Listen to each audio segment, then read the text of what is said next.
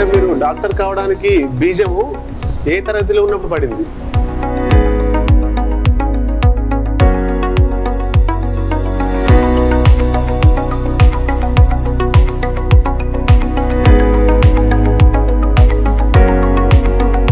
పేద మధ్యతరగతి కుటుంబం నుంచి వచ్చి ఒక సూపరింటెండెంట్ స్థాయికి వచ్చారు.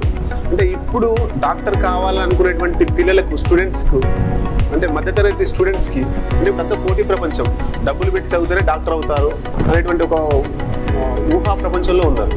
అంటే మీరు కష్టపడి నిజంగా అంటే ఏ స్థాయి నుంచి వచ్చిండ్రు వాళ్ళు మీకు వాళ్ళకు అప్పుడున్న తరానికి ఇప్పుడున్న తరానికి మీకు వ్యత్యాసం తెలుపుతూ వారికి మీరు ఇచ్చేటువంటి సలహా.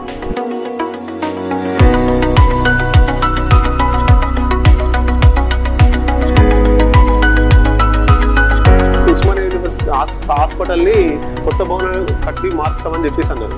అంటే అది మాటగానే వచ్చింది తప్ప ఆచరణ రూపంలోకి రాలేదు.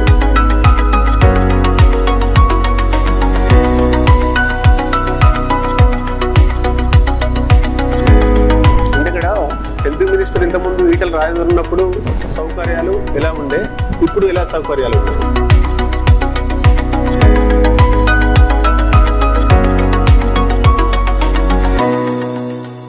మరిన్ని వార్తల అప్డేట్ కోసం జనం టీవీ తెలుగుని సబ్స్క్రైబ్ చేసి లైక్, షేర్ మరియు కామెంట్ చేయండి.